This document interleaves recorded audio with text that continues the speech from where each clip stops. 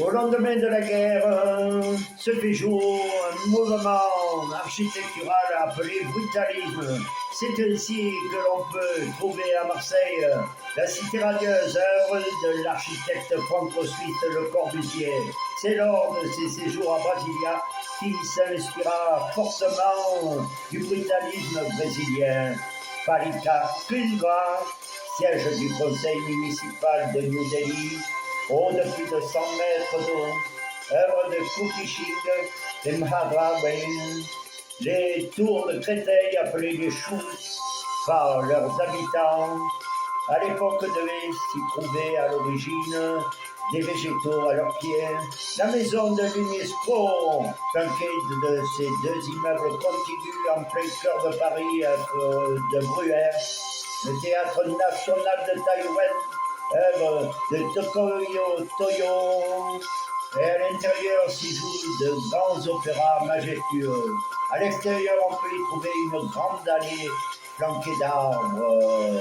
Solos Blancas, à Madrid, signé Francesco Javier Sayedo Ioso, comme ronde, semblant représenter des cantons d'arbres avec leur feuillage.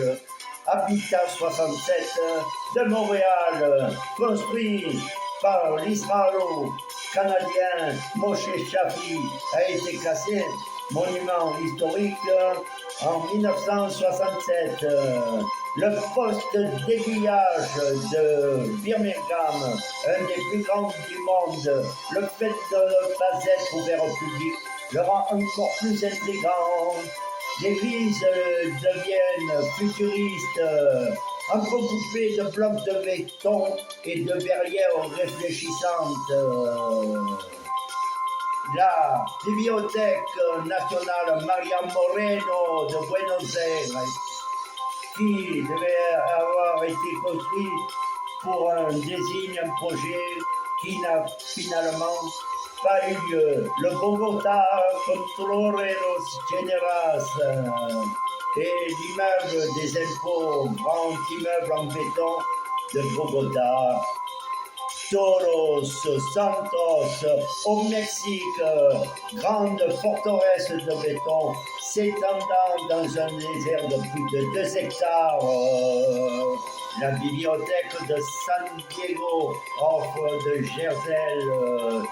Tous ces édifices de construction austère, faits de grands blocs de béton, d'acier, de briques, de grandes verrières.